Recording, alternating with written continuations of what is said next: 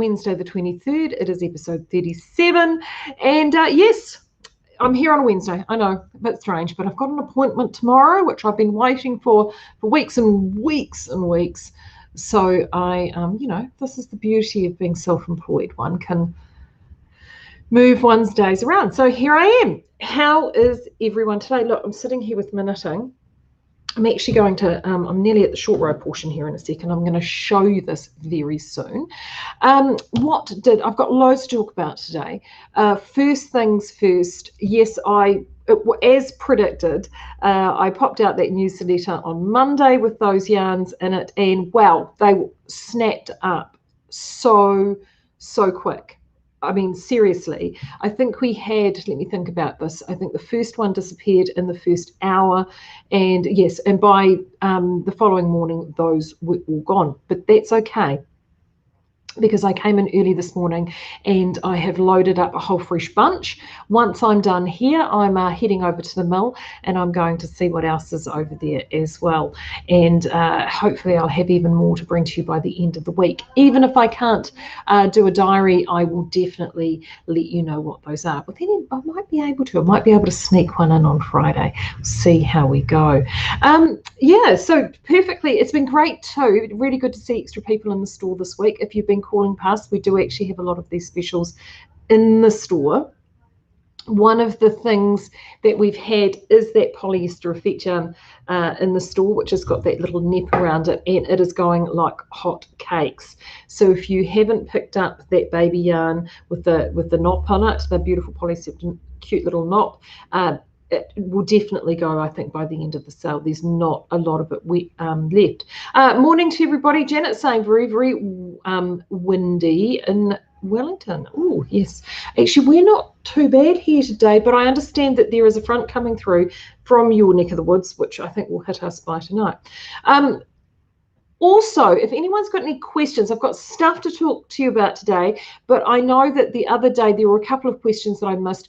Roll those questions in, anything, technique, yarn, when things are coming, anything you want to know, throw those questions in the comments and I'll see if I can get to those while I'm yabbering, because, that's kind of cool. That'll be fun. Let's have a look. Do you want to hear something really funny? What I did last night, so my YouTube likes to tell me often in the evening that, here's a video you might like, and it was my diary for Monday. And I thought every now and then I'll have a look and just check to see, watch for a snippet to check the video quality and what have you. And so anyway, I just left it sitting on the preview, so then the subtitles come up. Oh, I can see what you guys mean. Gosh, it made me laugh. I had such a giggle. And yes, admitted the subtitles are actually really funny. So yeah, that made me laugh. So there you go. So that was by the by. Right, Linda is asking mohair with loads of question marks. Yes, mohair. That's actually one of the things I'm going to be asking about when I head across to the mill. We have definitely got mohair coming. The problem that I've got at the minute is getting it dyed and from there to here. So so the answer to that, Linda, is yes, definitely coming, and I'm hoping it will be here sooner rather than later. So yes, mohair is definitely on the way. Oh, Kerry's checking in from Western Australia. Hey Kerry, how are you? Oh, what's that doing? Anyway, oh, there we go. Oh, look at that. Huh. I've just found something new. Hi, Kerry. Oh, I didn't know I could do that. Look at the things that Marie learns. This is so exciting. You can tell that technology and I are, not exactly comfortable bedfellows. All right. Oh, everyone's looking great. Okay. I'm going to show you this. This is my swan stroke because I'm nearly there. I have been pretty good, actually, working on this. So I'm just going to hold it up for a second just to show you where I'm at for those that haven't seen it. Spin it round, Marie. There it is there. So as you can see, and in fact, I quite like looking at it like this from afar because I can sort of see the colour work. And there's my asymmetrical back. So you can sort of see front there, back. And I am getting quite a good asymmetric. I wanted a deeper sway back on this, and it is chugging along beautifully. I did go with the stitch turnarounds that I talked about on Monday, which was ostensibly I left 3 stitches wrapped and turned, then went back. So I was actually 4 stitches from the wrap. So when I wrap and turn again, I have the wrap stitch, then 3 unwrapped stitches, then a wrap stitch. So, and I'll actually show you what that looks like. Ooh. So the first thing I did, this particular project has the marker at the centre back.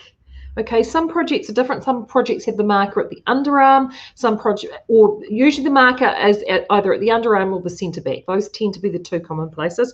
This one is centre back, which is great for when I am doing my short rows, because it means that I've got that sort of reference point for the symmetry right in the middle. Just from a picking up a wrap perspective, it means I can I can do all my wraps and turns, and then in the next round, from all those fresh wraps and turns, I can actually pick it up as I go round, and I'm actually picking those wraps up in real time, which is kind of cool. So I'm just going to spin this around. Hopefully don't knock the microphone. Right, there we go. So that's what they look like. Now, I have had this conversation before. I am a lazy knitter. I'm not a technical knitter. It's not that I don't have the ability to do so. I just choose not to. I'm a path of least resistance girl. I'm so full on and so busy with what I'm doing. I just get to a point, and I am lazy with my techniques. Would a German short row work really well here in terms of the short row technique? Yeah, probably. But I can't be asked. So I just wrap and turn. That's just me. And by the time I actually pick those up and knit those wraps sort of there, that little knobbly bit there, and knit that, and then the next round is going straight into a double rib, and I can't quite have a pattern on me. I can't quite remember whether she jumps down a needle size for that or not. I'll just need to check. I've got a funny feeling she does. It'll just melt away. It doesn't really matter whether it was a German or a wrap and turn or a Japanese or whatever. It'll just, to be honest, it's whatever floats your boat. This is what works for me.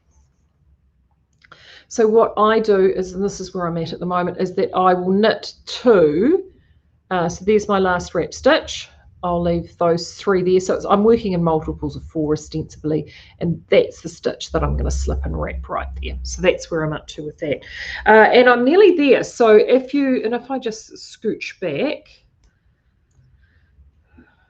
to, there's my center of the row marker there. So I've got about, oopsie, as she goes dropping stitches off the end of her needle. So there we go. I'm probably about,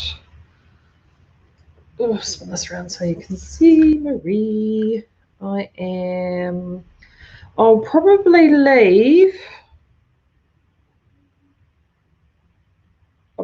leave 24 stitches across the center, so 12 stitches either side, thereabouts, depending on where the multiples fall. As I want, obviously, the apex to be relatively flat at the back. So I'm looking at around 1, 2,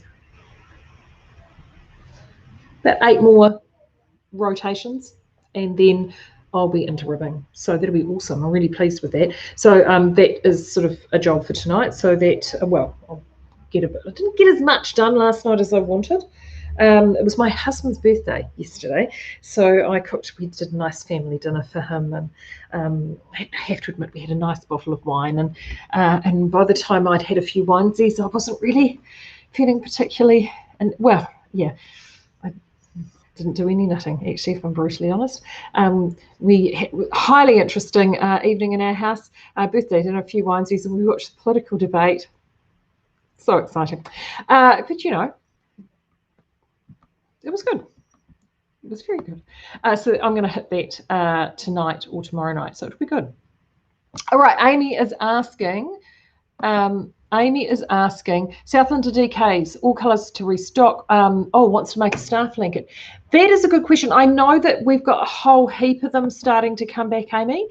Well, we've had a few shoot back, and in fact, that is a really good segue for what I'm going to talk about next, because if you are wanting to make a staff blanket and you're wanting to use Southlander, remember the other thing you can do as well is you can also use Perrindale, and we've also now got Cove back. Now, I did mention this ever so briefly, I think just in the Speakeasy.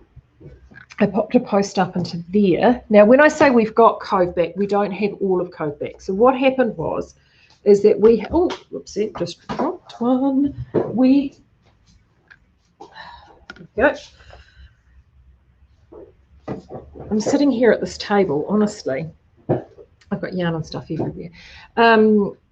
They did a stock take, a physical stock take, and all of our wool stocks sit in fadges. And if you've ever seen a wool fadge, they all look the same. And so they're sort of all marked, but every now and then a fadge will, go camo and camouflage itself. Camouflage, it'll turn into camouflage, and it will hide itself. And then all of a sudden, 2 or 3 stock takes later, hello, we've got 50 or 60 kilos of wool base yarn sitting on the floor. And this sort of kind of happened with us. There was 2 little part fadges of Cove in both DK and full ply, bundled together, sort of poked off onto the side. And so when we thought it was all gone, hello, it was discovered. So if you're wanting to do a staff blanket in Southlander and we haven't got all of the colours, and they are coming back, but it's just trying to get the millers slammed, so it's getting stuff through has been a little slow. And I know that they've had to do another bracken spin, which has actually happened, so they will be coming.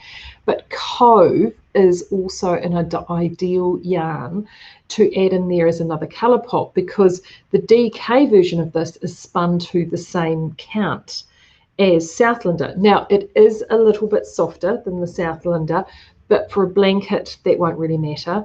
But we're really excited. So we've gone and put these in. They've just gone and done a very, very short range of colours because we didn't have a huge amount. But they've gone and put them in the colours that were the best-selling colours from the range initially. So the first one I'm going to show you is this one here, which is the Pine Cove. Now, this is the one that if you watch Libby Johnson's podcast, this was the one that she had, that she was mentioning. So this one is now back. It is, actually, this screen's not too bad at showing it.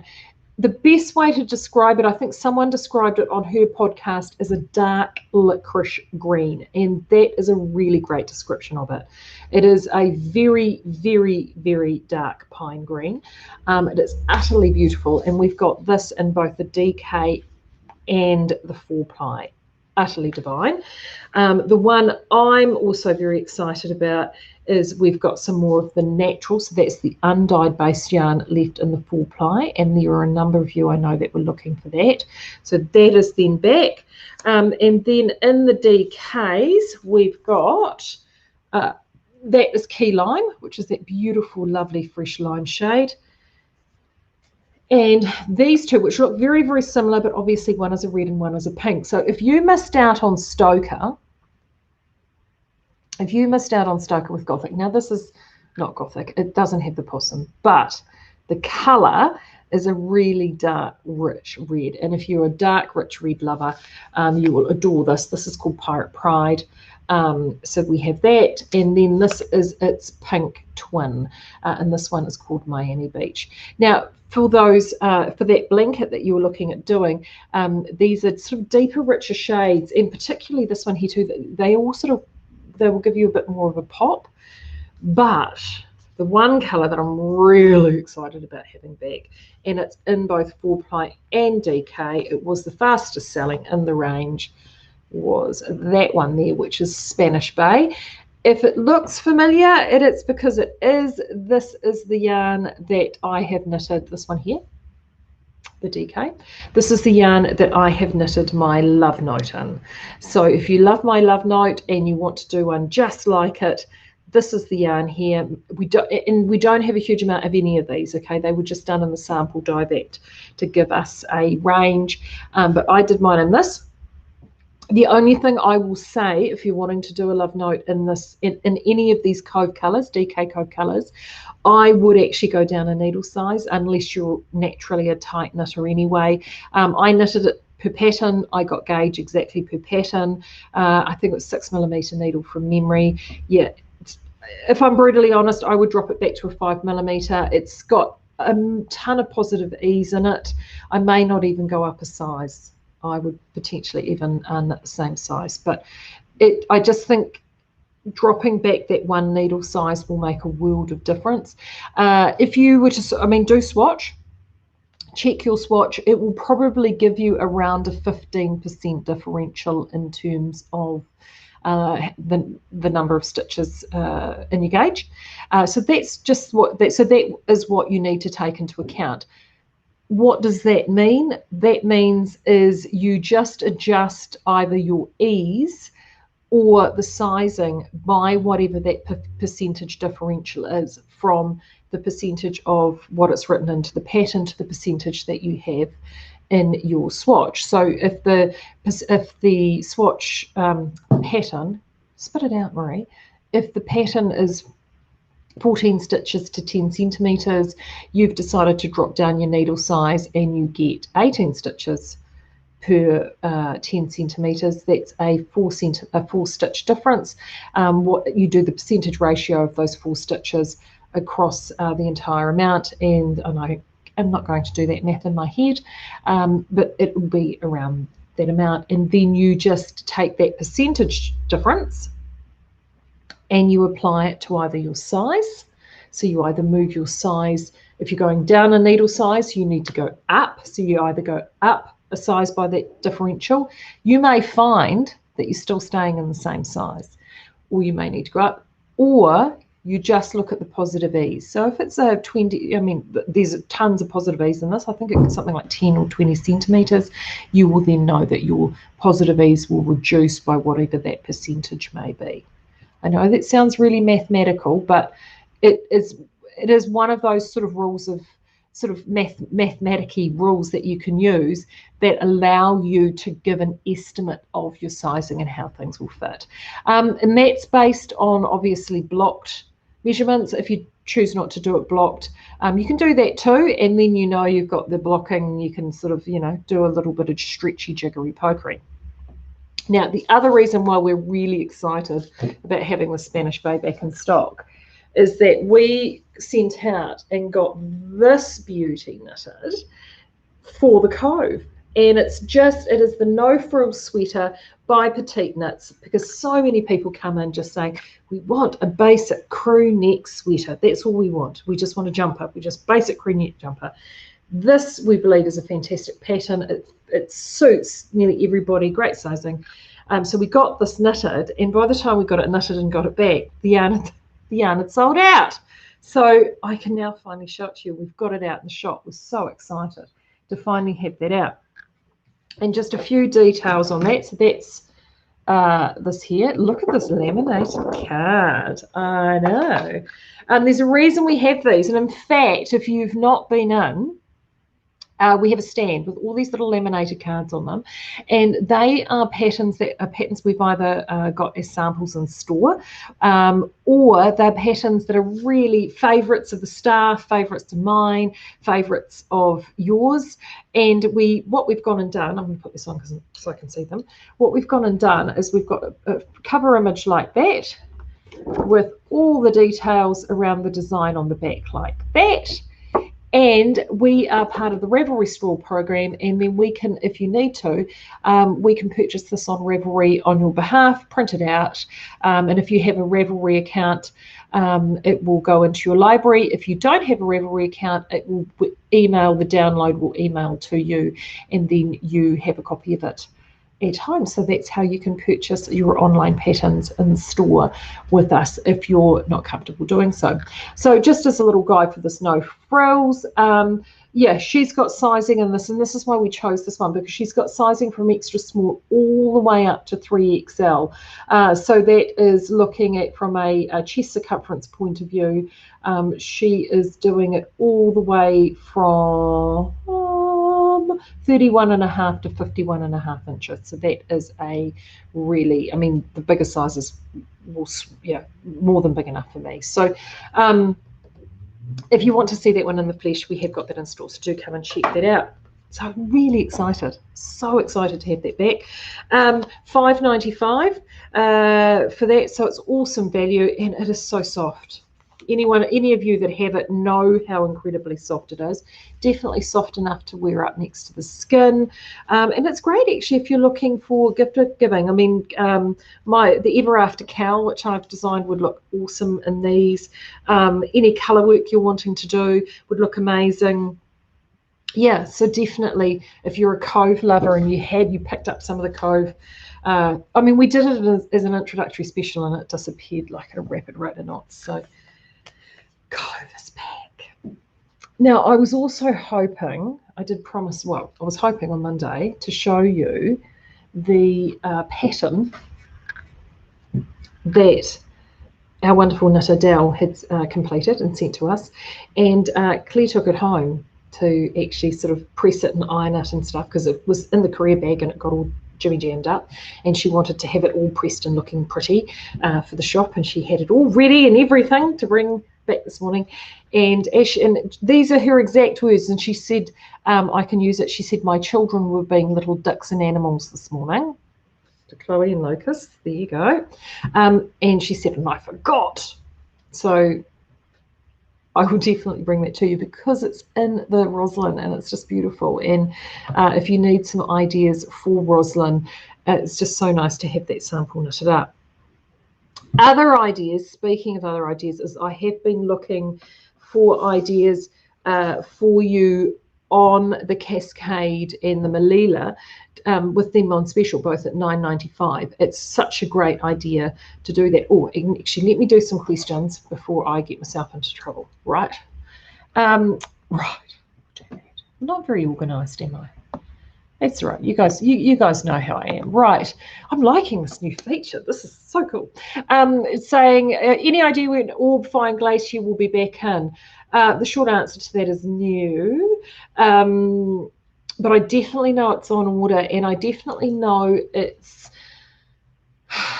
Oh, I'm hoping it won't be too far away because we have had some finds back. But I also know that we needed to do a new spin batch for both Orb DK and Orb Fine, which I think has been done now. So it's just a matter of when those will be. So it hasn't come through on our what I call our imminent stock list, which is stuff that is literally going actively through the process at the moment. But I'm hoping, fingers crossed, it won't be too far away. What else have we got here? Janet is asking, Chatswood Peak District coming back? I'm afraid not. It was a single... So Chatswood is a waste blend, for those that don't know. I know that sounds really exciting, a waste blend. That's what we call them at the mill, or recycle blend that I call them in here, because it sounds much nicer. It is all those bits and pieces of leftover fibre. So we get leftover fibre from the end of the spinning process, like when everything goes through on the frames, they all in sort of drums. This is carded fibre, and once the frame finishes out the full frame, sometimes you do get little bits of fibre left, and we don't throw anything away. So all of that fibre gets collated together. So at the end of a 300 kilo batch, we may have 3 kilos or 4 kilos of a fibre left over. So all of those get collated and we pop those aside. They all get graded, popped aside, and quarantined from the rest of our fibre. And then when we get a quorum or a large amount from that, we then go through all of that fibre, and Matthew does some wonderful alchemy and blending of those fibres to create the Chatswood range, the Sock Petition range. Cove was one of those. In fact, Cove has got a really high percentage of coloured alpaca, mohair, and other really good, juicy, yummy goodies in there, which is why it's so soft. And that's how we create those ranges. Peak District was also one of those, and it was that beautiful, soft mother of pearl pink elements all the way through it. It almost looked like a shell off the beach. It was just beautiful. and it was a one-off, and that was used using some very fine mohairs and merino, I think. So we can't replicate it. So that is why it will not be coming back. But I'm hoping once things sort of calm down a little bit, that we will be able to do these one-off blends like the Peak District and the Dartmoor again, because everybody loved them, and they work beautifully when we have a variety of really different coloured fibres available. So, right, Christine. Oh, glasses on for that one, Christine. Right, looking for a colourwork pattern they would like to use. Use some of the Cascade 220 Sports. It's a superwash. Yeah, okay. So Christine is saying it's a superwash, and I'm not sure if it's a good idea. I'd like to use a grippy yarn for the main colour. Any thoughts or advice? I think you're definitely spot on with your thoughts with that, Christine, in terms of using a grippy yarn for your main colour. And in fact, funny you should mention that. Let me just grab a couple of these. Cove, the Cove that we've just got back in, would actually be a really good combination to go back with, and I just need, where's one of it, with these Cascades. So the Cascade Sport is a superwash in a 220. I would be inclined to use a DK to actually knit these back with. I mean, that's just me. But you don't have, I mean, you can play around. If you've got a mixture of either a Southlander Sport or Southlander DK or Perrindale or Cove at home, and you can do some swatching, you can see what weight works best. Just do a little simple colour work swatch up and just have a little play around.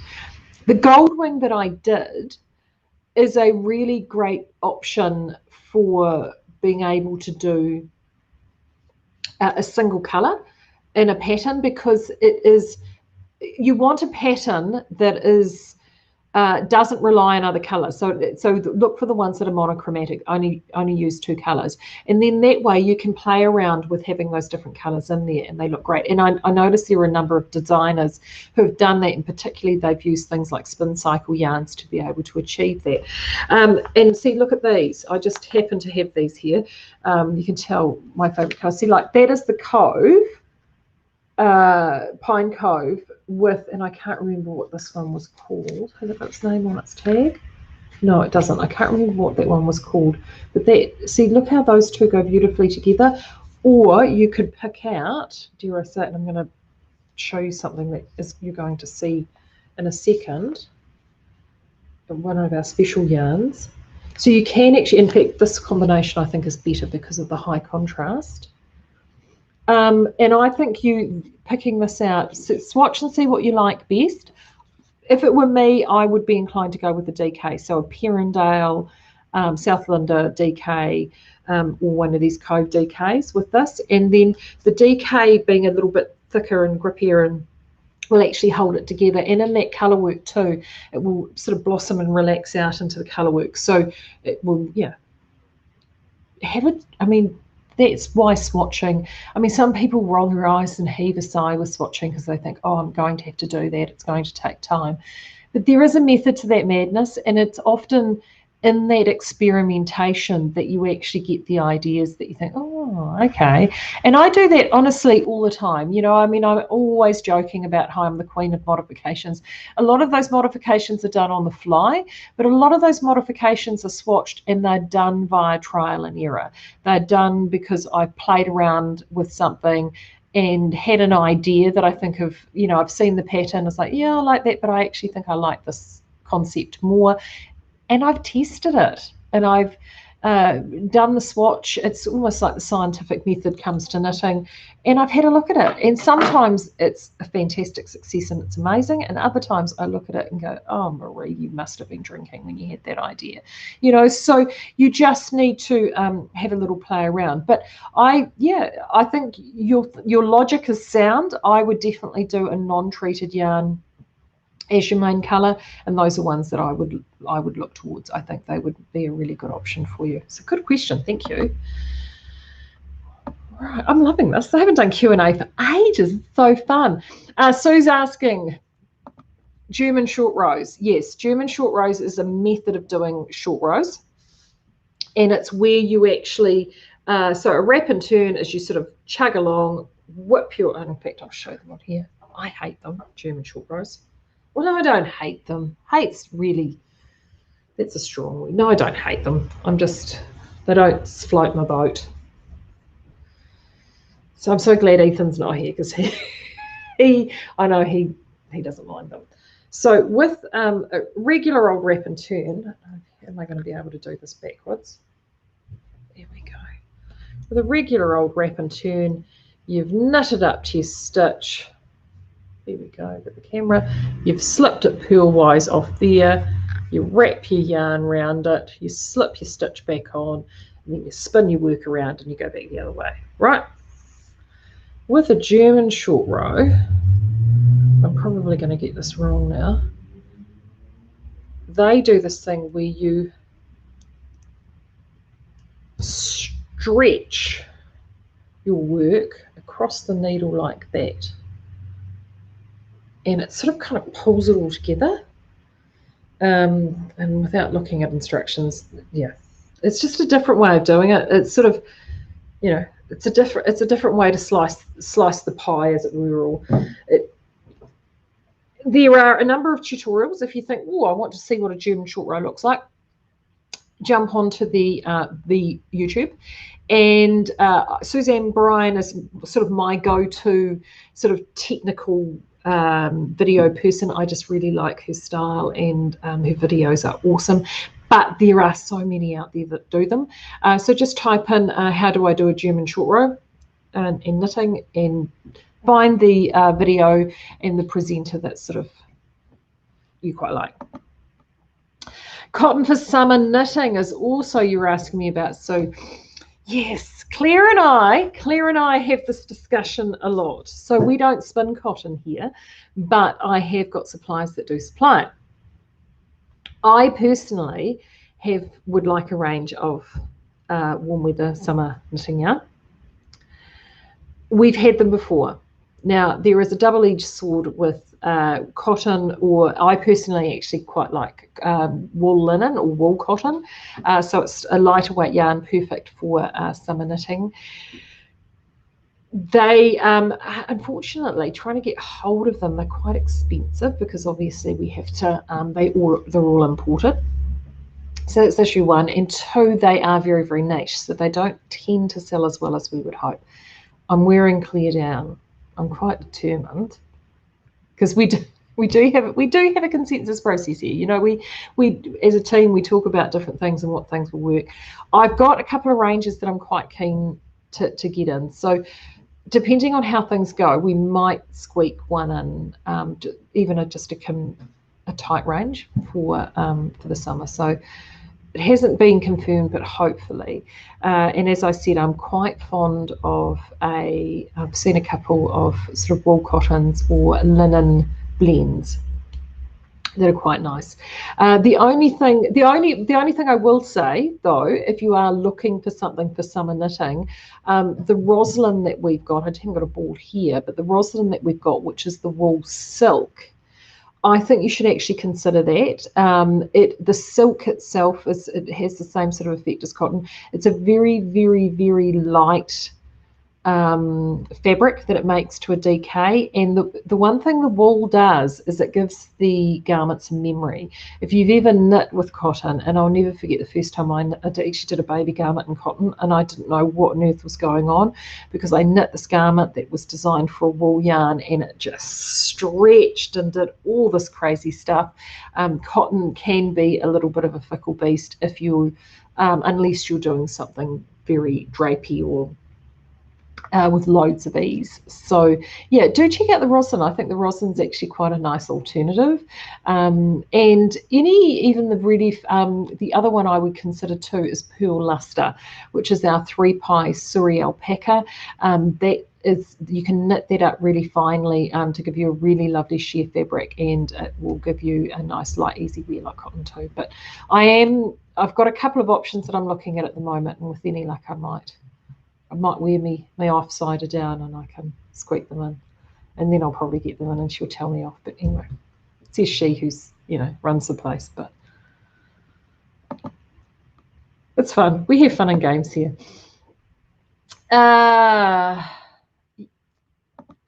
Yeah, Margaret's saying she remembers a yarn called Daisy Chain, Merino Cotton from a few years back. Should I blow your mind, Margaret, and tell you how many years ago we did that? It was probably at least 10.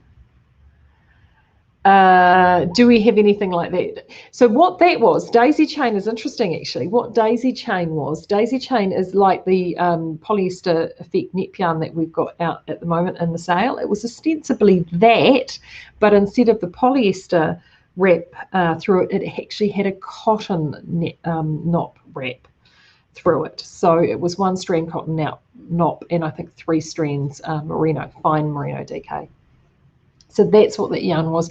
It was a super, super sweet little yarn. It was one of the very first yarns that you know what, Margaret, it could even be 12 years ago, because it was one of the very first yarns that I worked on.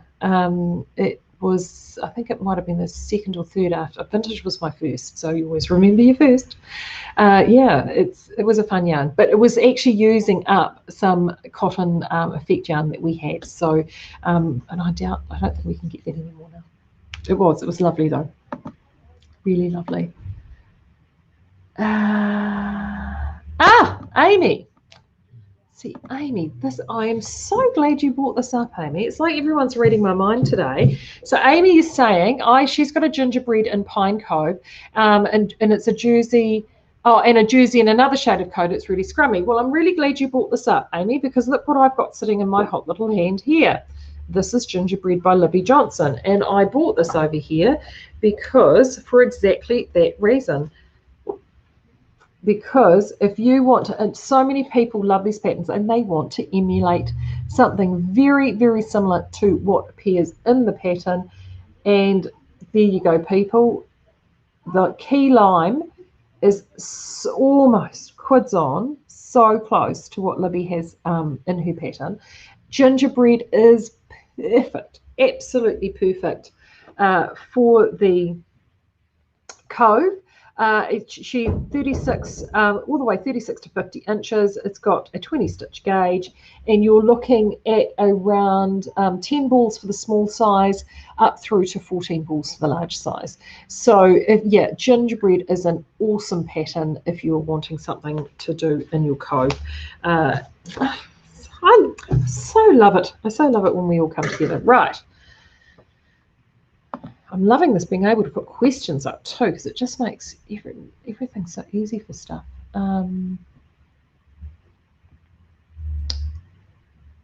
Oh, hey, we've got Wombat of Doom is here, and I know, I'm not going to say your name because I do know who you are. Hello from Georgia. How's it going? Oh, great. So I'm just going to show this. So, hey, Donna, nice to see you too. And you're going to knit the Nanil Chick Swatch show. I'm really delighted to hear that. Utterly delighted to hear that. And in fact, and I'm still tracking along, I have really, really enjoyed it. Enjoyed it, knitting it much more than I expected that I would. The colour work flew by, really. I think you'll really love it. I've got a few local customers that are doing the knit along with this as well, who are loving it. In fact, one of them even had this as one of her colours, the Melila.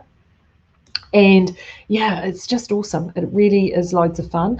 The next one I'm going to do, probably once I get this one done, is I'm itching to cast on Rebel from Libby. I'm looking just for a lighter weight cardigan, sort of pop over cardigan. And I've got this yarn that I bought here at our Cannes weekend last month. I am itching to cast on, so that's what I'm going to be doing next. Right.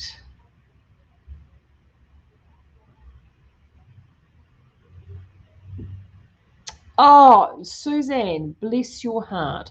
So Suzanne is just talking about in terms of the curves, and it looks like she has posted up a link, a YouTube link there for everybody, if you want to be able to have a look at that as well. Oh, you like my specs, Angela? Thank you. I mean, these are just good old standard plus ones. I'm at that age. Hands up, how many of you have like 10 million pairs of these everywhere? I've got about 8 next door. I've got about 3 in my handbag. I have one next to my knitting chair. I have one next to the bed. I have one in the car because I'm always losing them, and or I just want to, yeah. It's amazing. Once it goes, and it's almost like, when did that print get so small? It drives me crazy. Right. Okay. Oh gosh, you guys are all really, you guys, loads of questions. Keep them coming because I've still got more to talk about. Right. Where did I get to before I got distracted? I was going to bring up, patterns. Yes, it was patterns for some pattern ideas. I jumped on the Rav this morning because I just wanted to get some more pattern ideas for this. So thank you very much for that question before, because it segued beautifully. You can use these for, colour work. And actually mentioning before too, see things like the drift shawl and spin, I think it was the Spindrift, the Andrew and Maori one, where they used those spin cycle yarns and actually sort of graduated colours across. You could actually do something similar with these, because you could play, we have got a number of colours that fall into sort of gradient things. So there's some really beautiful pastels, there's some really lovely brights, there's some really deep, rich, broody colours, and then there's, I grabbed these ones. I haven't shown you guys. These are my 2 favourite colours from the range, and there's actually a third one which is a brownier colour. I mean, surprise, surprise, sort of very autumn tonings, and I'm very fond of those. But as you can see, they work quite well together, and you could actually tone them across. And this is the thing with these sorts of shades, is don't be afraid to, again, experiment. I mean, at the end of the day, if you don't like it, you just unravel it. It's, what did Ethan say a couple of weeks ago? He said, he spends a third of all his knitting he's probably frogged that he's ever knit in his life. He's full on. Like, he'll knit something, if he's not happy with it, he's in there ripping it back. He has no qualms about it. He loves the journey. And as he said, sometimes you get somewhere and you get to the end of the journey and you go, wow, this is awesome, this is such a great view, I'm really enjoying it. And then other times it's like, ugh, nah, rip it out, away you go. Anywho, where was I? Ravelry. On the Rav this morning, and I discovered this, and I printed it off because it's free at the moment, but until the 23rd, which is today our time, but I'm assuming that's 23rd US time, because it is the main yarn and fibre supply company, which is in the east coast of the US. And look at that, it's just called the Epiphany Shawl, number 2 and number 3, and it's just this really lovely simple triangular shawl. It's got a lovely big wide increased spine down the middle, but what instantly caught my eye is it would be perfect with printed yarns like this. Absolutely perfect. And it is free right now, so you do definitely want to jump on and go and grab that one, because it's a neat little one. It's got the nice thick spine down the center. It's all in garter stitch. As I mentioned the other day, garter stitch and printed yarns are great friends. You very rarely have to worry about the vagrancies of pulling with garter stitch. Garter stitch does the texture and the construction and the shape of the stitch, does all these wonderful things with colours and points them off in different directions, which is why Hitchhiker is so perfect for this as a project. And in fact, the other Martina project, which I should actually bring in, I've got a couple at home, which I think would be brilliant for this as well, is one called Brickless. So if you find the monotonous garter stitch, I don't personally find this monotonous, I like it, but if you're a person who just doing garter stitch, garter stitch, garter stitch until the end of a project is not for you, and you just want to stab your eyes out with needles because you can't bear it any longer, Brickless will be the project that you want from Martina Bain. And it is pretty much similar concept to Hitchhiker in the sense that it's a triangular asymmetrical scarf, but it's done in brick blocks, in 3 repeating brick blocks. So there's a ribbed brick Say that 3 times fast. A ribbed brick block. A yarn over knit 2 together lace, and then a garter stitch block, and they just repeat across. And I've done it in a homespun yarn, and it's in fact still one of my favorite scarves that I wear most often because it just goes with everything. And in fact these would be perfect in it too, because of the change of the textures of the stitches done in those blocks. It will be perfect for these prints. So do go and check those out. The other one that I noticed that was new this morning as well, this is just in their top front, literally in their front page, was this one from Cascade, new one that come out from the crew at Cascade. This is called the Casablanca Shawl. It's designed for the Casablanca yarn, which we don't have, but it's as you can see, it is an ombre style printed yarn, and I grabbed it because, and it's super simple because they've gone and designed it. It's a super simple garter stitch triangular shawl. It's been designed to make the most of the colours, as you can see there. So obviously it has they're longer prints with that, and they wanted it so you can then concentrate colour through the apex of the shawl. Now the Malila doesn't have the same length of prints with your apex, so I wouldn't actually worry about that. You saw the poncho that I had on Monday, it's still really lovely. So something like this you could then go through, because the way that this is knitted is it is knitted, and it is a set up row, and they've gone and knitted the triangle in 2 halves, and then they've gone and grafted. Oh, thank you, Suzanne. She's just gone and popped up that Epiphany shawl link for everybody. You've gone and grafted the centre panel together. Now, if you're not going to be worrying about getting those colours right, you won't need to do that. So it's pretty easy just to reverse this. I mean, if you wanted to do that, you could do that.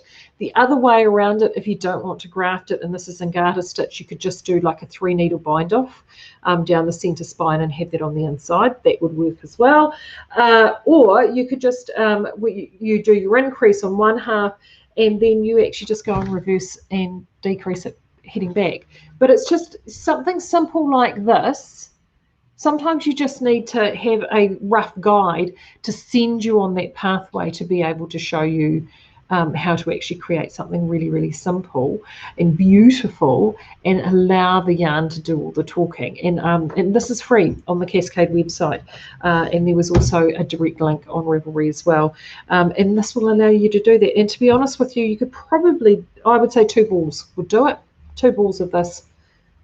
In fact, you may even get away with 1 because it's on a 6mm needle. What did they say? You know, 2, definitely 2.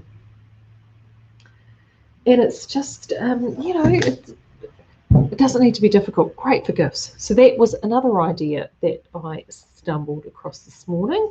And then the third one I wanted to show you, pattern idea. I grabbed this because this was published in the Lana magazine. It's now available on Ravelry, and it was knitted in Outlaw Bohemia Sport. So if you're an Outlaw Bohemia Sport lover, this can't recommend this pattern enough. It is wonderful. It's great for a sport weight yarn. So if you really like wanting to be able to knit with a print like this, and you want to have a beautiful design with a print, this will work perfect. This would look great because it is actually a textured pattern across the front, which will soften the element of the print across the front, so you will actually get more of a distribution of colour through there, which would look really fun. But I also grabbed this because it would look utterly incredible with the Cove 4-ply, as well as Bohemia Sport. So you've got a whole load of different options there of creating this gorgeous design with different yarns that we have on hand, whether it be Bohemia Sport, Cove 4-ply, or the Cascade Sport as well. Right, new yarns. I've photographed them. I've done all this yabbering because I'm really hoping that Claire, by the time I've talked heaps, Claire's had a chance to load them. So when I am done, I can come back in and get these all up and running and then pop you out a wee newsletter and let you know what's going on. So these ones came in yesterday. So the first batch, as I mentioned before, all gone overnight. These are all decays or full plies, and they are all either on a mixture of Perindale base or I think the other base there could be our cozy base, but it's 100% wool. So they're really lovely, lovely yarns. I'm going to show you the decays first because Star Blanket. Someone mentioned Star Blanket before. Well, look at those. If you were going to Star Blanket, that really dark one that may not necessarily be showing up as a navy. And that yellow is not showing as brightly there. It is a Tweety Bird yellow. Believe me, trust me, that is Tweety yellow right there. These four would make a freaking fantastic Star Blanket. They really would. They're stunning. Gorgeous, gorgeous, gorgeous. These are going to be going out at $3.95, 100% wool. Great, great value.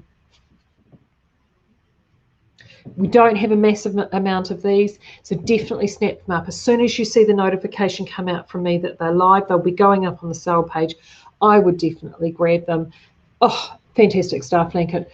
So this one here is a light grey, very, very light grey. Then we've got a mid-grey there. There's the navy there.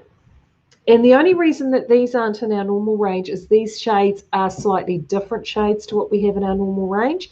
So so that's why they're not under Perindale, because they're actually different to our Perindale. This navy is actually a much deeper, richer navy than our navy's more the classic, whereas this one is sort of more deep, rich indigo navy. Yeah, and this yellow is serious. I mean, I'm actually just looking at the screen. It's quite toned down on the screen. This is seriously Tweety Bird yellow, and it's fabulous. Oh, I love it. Oh, I love it. Absolutely love it. So as I said, those four, if you're wanting to Star Blanket or any blanket, like I just think if you had a baby coming and you're wanting to do a baby blanket, that is a baby blanket. I think would just totally, totally rock, because you need to have that, it's got all the ingredients that you need. Neutral, contrast, pop of colour. Boom, right there. So those are the DKs. There are 3 full plies coming, and those are them there. Beautiful. This is a gorgeous soft, and it's even called soft brown, but it's a beautiful, like cacao coloured brown. It's lovely. And these two, pink and blue, are just really, really sweet. Just so serviceable. If you're knitting for kids, these are great. These are also the same count as our Cove 4-ply. So if you're wanting to sort of do some colour work or add something, you can do that with a Cove. In fact, where is the Pine Cove? There it is. So you can add that in there as well. So those will be going up, as I said, once I'm done here. I've done all the photography. Sorry, and I haven't used our wonderful Steph. You've only got me doing them because they're going to go super fast. But for me, they're not quite Steph quality, but they will definitely give you the right idea. So they will be up and looking fabulous by this afternoon. I promise. Right, let's check any questions before I've chatted far too long today. Look at that. Oh, thanks, Suzanne. She's gone and popped the Georgie up for me as well.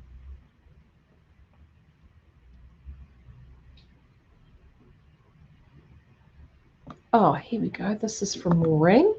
So Maureen is asking, she's doing petite knit and 8-ply rather than the cotton. Will washing it in wool wash and soaking it in condition make it softer? Yes. Well, it depends on what you. I don't know what the wool that you've got to begin with is, so I can't comment on that. But generally, yeah, a wash will actually always soften things up a little bit.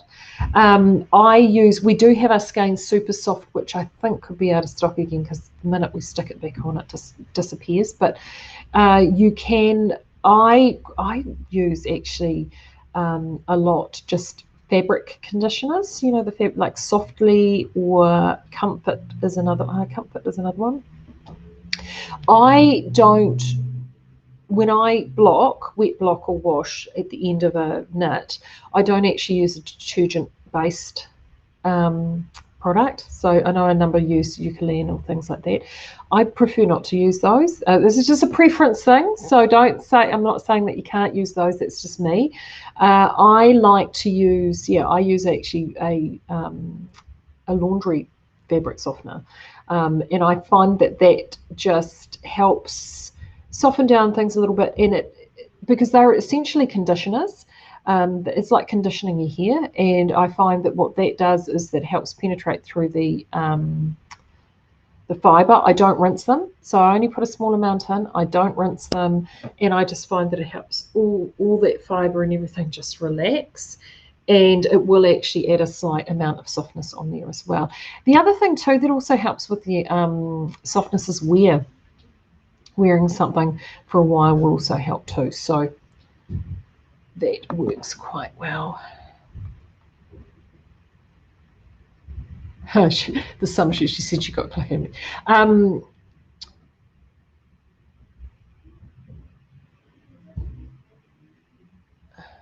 Oh, here we go.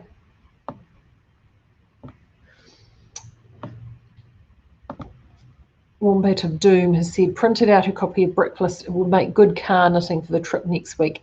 Yes, it does. It's great car knitting. Actually, it's a really nice one. It's not a deep pattern either, and so it's quite sort of long. It sort of goes quite elongated. And it's one that, I haven't brought it in for ages, actually. I wear it all the time, but I've just not necessarily worn it on days that I've been here. I should bring it in and show it to you guys, because I like it because I did it using a homespun yarn, and I didn't have sort of an exact gauge for it, so I knitted it. I think I ended up knitting it as a DK. It's like a lot of her patterns, I will up and down size my needle gauge depending on the thickness of the yarn, but I just quite like it too because it is done in those little different stitch blocks. So if I'm wanting something, I'll go through and I'll have blocks that I'll love more than other blocks, and then you'll sort of quickly rush through them and you'll thoroughly enjoy them. I'm quite funny like that. I do quite like those little modular bits too, like the Aranami shawl, which I've talked about in the past, is another one like that, because that's now, for the Aranami is the one that's sort of made up with all the waves, the little wave petals, and you pick the stitches up and it creates this beautiful patchwork of sort of wavy petals or scales, or however you want to look at it. And in fact, I still have a plan. I've got all the yarns sitting there. I've sort of been hiving off 4-ply yarns for a while now, sort of all in these natural shades, and I've got some of the coves there for a scrappy Aranami style sort of shawl, just made up from all these different crazy coloured scraps. Do you remember? Who remembers several years ago, the big thing on Ravelry was doing those beekeeper quilts? Who remembers those with your leftover sock yarn? And someone came up with this little idea to do this tiny little hexa puff, and you knitted these little hexagons and you stuffed them with your stuffing, and then you sewed them together. And it was one of those things where knitting the little hexa puffs were actually really loads of fun. I never did them, but my cousin got right into them. In fact, I know she's still got freaking squillions of these things. She knit all these little hexa puffs. Yeah, sewing them together is not so much fun. I can tell you that right now. So that was the thing, right? I mean, everyone seemed to be doing them. For me, I've got the Aranami. I have my scrappy crochet blankets that I do. I'm actually still on the outside edge of the one that I'm working at the moment. I'm just doing single crochet all the way around at the moment to give it a sort of a dense-ish border. But because Margaret is just saying hexy puff hell, yeah, so you know exactly what I'm talking about. In fact, Margaret, I think back in the day when we had our back when my children were very young, we had a little coffee knit group Margaret used to come to, and we used to I remember there were a number of them doing those hexa puffs. And it's, so I'm finishing my blanket, but because I want to get the Swancho, so determined to get the Swancho finished, I've got the blanket sitting there, which I'm actually using the blanket at night to sort of, over my knees to keep myself warm, but I'm not working on it because I'm trying to be good. But once I've done with that, my next scrappy, I always have a scrappy project, which is my use stuff up random project, and you nearly always do these scrappy blankets. But I've got about 5 of them now, so I don't really need any more. So yeah, an aranami. I was going to thought, oh well, I'll do an aranami because that's so much fun, and I really enjoy knitting it. So. And if you're someone who is actually really good and you want to do blocks and things, the one thing I can say to you is you can crochet blocks, or you can knit blocks, or do any of those. The Yarny Army here in Hawke's Bay, I know, will always take them. And if you've got them unsewn, and they've got people that will actually sew them together for charity. So if you just want to knit blocks or strips and you have no desire to sew them up, but you just want to knit to be able to charity and give them away, we can actually take them here at store, and we've got the wonderful Yarny Army will take those and turn those into wonderful blankets. Julie, how do you spell Aranami? It's Aranami, and it's by Olga Barayan Khalifian, which I know is a mouthful, or Olga Jazzy, OLGAJAZZY on Ravelry. Right, and on that note, I'm going to head off because I want to get those yarns loaded for you for this afternoon. Hopefully, fingers crossed, if I don't get you, I might try and sneak another diary in on Friday if I can manage it. May not be from here, it might be from home, or I might whip down here and do it. But failing that, I will definitely talk to you again next week. I've got a big week next week, actually. I'm heading down to talk to Operation Cover Up in Central Hawke's Bay, which I'm really, really looking forward to that. So yeah, have a great rest of week. Make sure you're quick. If you want to get any of these specials that I've talked to you about today, or even the Cove, they will go really, really quickly. In fact, we only got small amounts of the Cove, and a lot went out overnight. So until then, have a great rest of day, and I'll talk to you again soon. Bye.